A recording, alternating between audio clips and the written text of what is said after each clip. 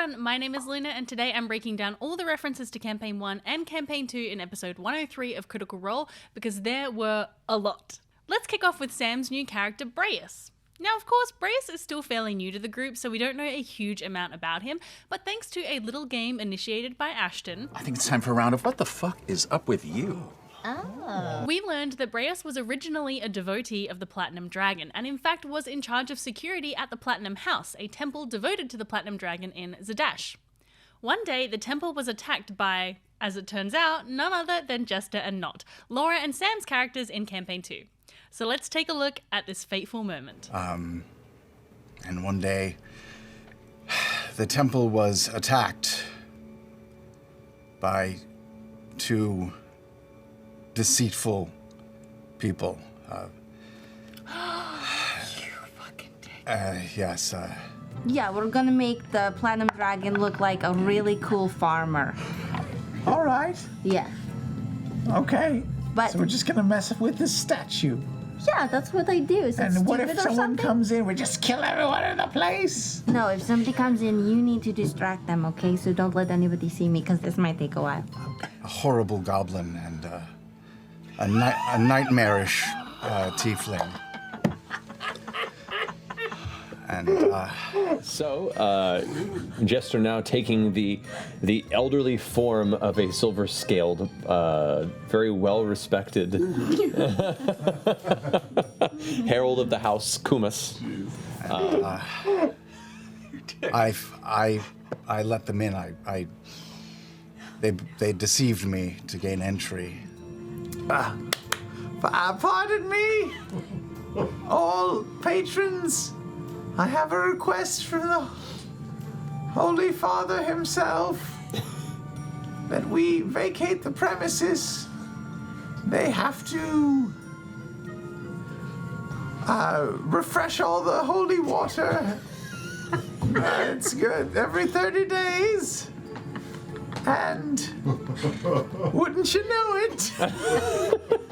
Today's that day. And I failed in my duties to protect the temple. How did you fail? What happened? Did They destroyed the temple. They destroyed it? They destroyed That's it. all. and- So it's gone? Such digs. It's gone? I'm going to invoke duplicity, and I'm going to make it look like he's, kneeling down in the doorway, like praying. And then I'm gonna run out and I'm gonna start painting out the Platinum Dragon. Okay. It's not gone. I mean, they set fire to it. They desecrated it. It was horrible. What did they do to desecrate it? I want to paint it. I want to kind of paint it like rainbow colors. I feel like that would be a really nice addition for the Platinum Dragon. With a mustache. Okay. And a straw hat. They painted dicks on the wall, and I was blamed for the attack. Yeah, well, I failed to protect it. So. That's terrible. Were they called? Okay, as you're getting to the mustache, you hear what sounds like many, many footfalls approaching, and a voice saying, yeah, just this way. I drop down and run.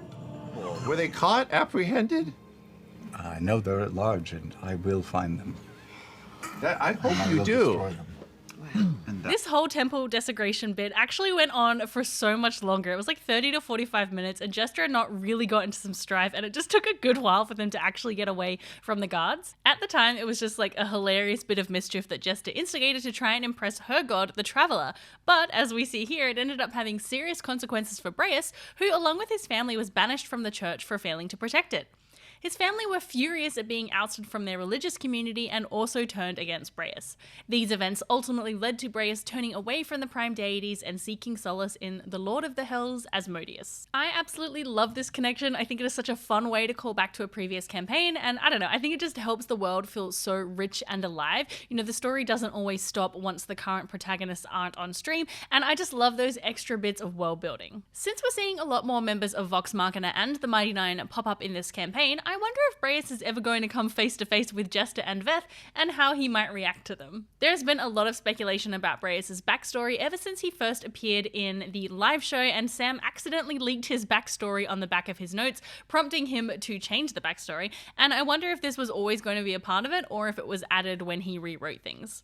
I also want to shout out this critter in my comments who guessed that maybe Braius was originally a follower of the Traveler, but turned to Asmodeus following the events of TravelerCon in Campaign 2. And honestly, that's not too far off the mark of what actually happened. You know, it was an act of devotion to the Traveler by Jester that set Braius on this very path. I'm really looking forward to learning more about Braius and his connection to Asmodeus, which seems to be somewhat one-sided, as Sam described a vision of Braius praying after killing Stanley Krupp. The vision will end with Braius praying to the image he has made, and praying, but gets nothing back. But you've never spoken with the Lord of Hells. Do you feel closer to the Lord of Hells than you do the Platinum Dragon? Do you feel like you've gotten more?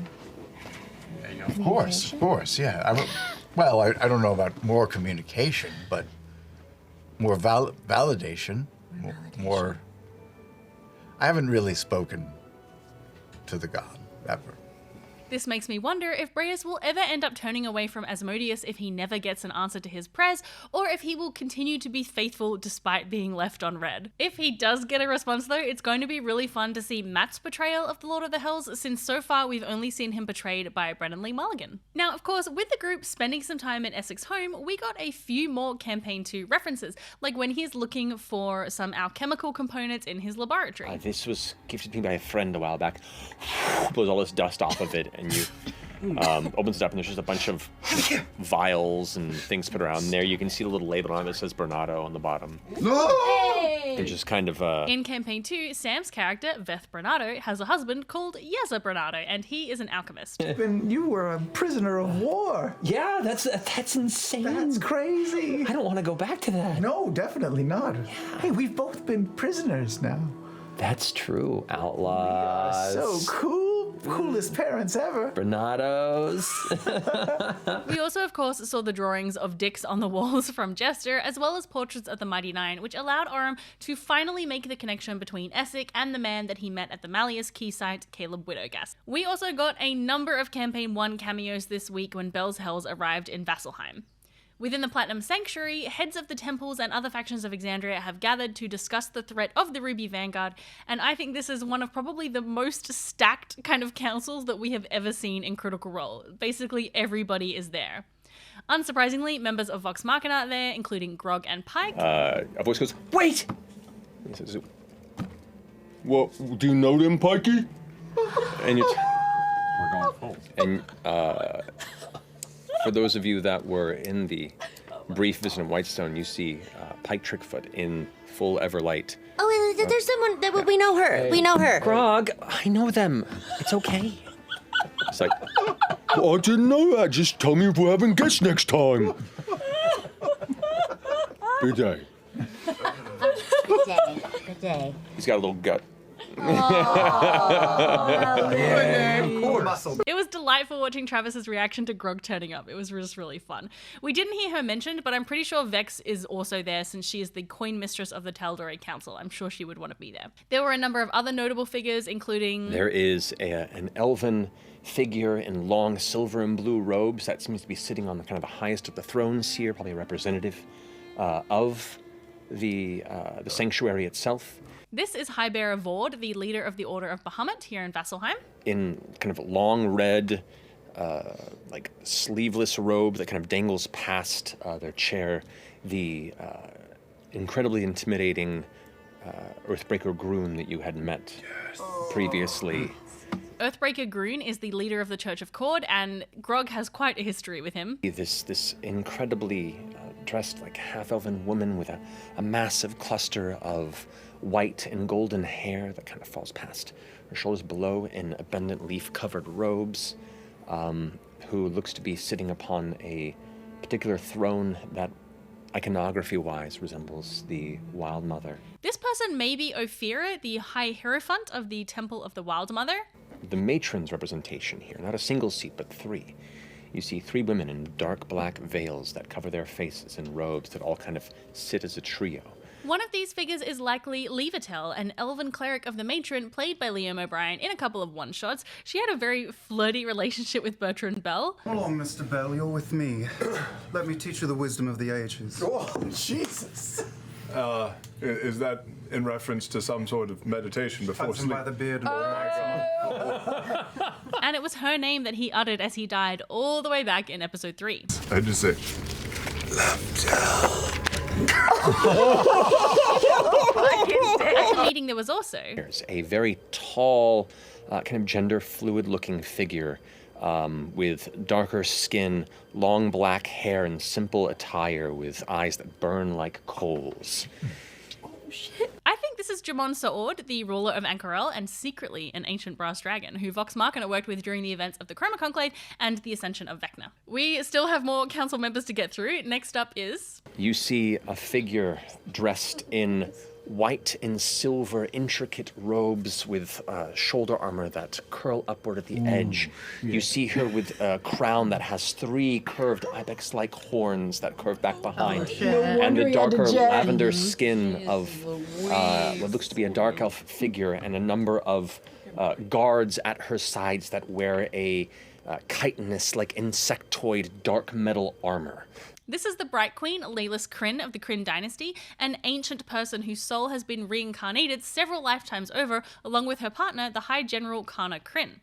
We also see Alora Vysoren, the Archmage of the Tal'Dorei Council and member of the Arcana Pansophical. Alora is accompanied by her wife, Lady Kima, a warrior of the Platinum Dragon. It's always so funny to me how ridiculously, hodgepodge D&D groups always end up in front of these, high-ranking councils of very important, serious people.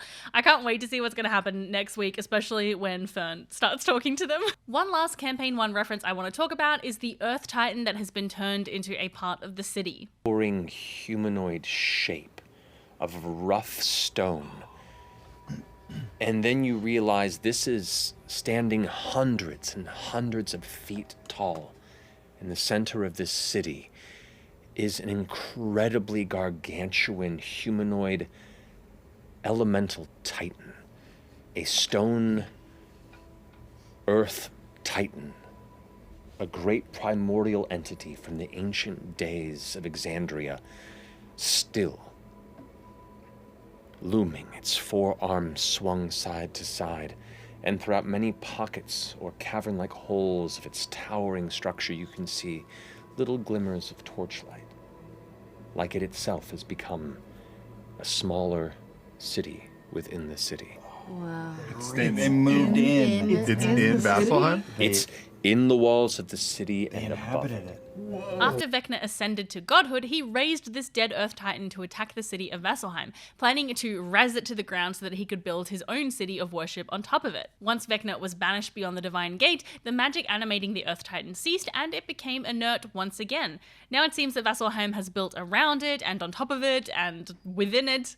Ashton points out that this could be dangerous, and honestly, I have to agree with him, although I think it would also make a really cool topic for a one-shot if it kind of came back to life. Alright, I think that those are all of the earlier campaign references. Please let me know if I forgot any, but of course there is one huge one which was dealt with this week, which was Delilah. We saw Essek and the others successfully trap Delilah's spirit in the soul anchor retrieved from Aor.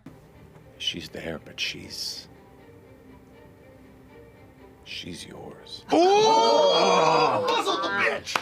So, is this it for Delilah? Is she gonna just stay trapped there forever? And does that mean that Lordna is going to live forever?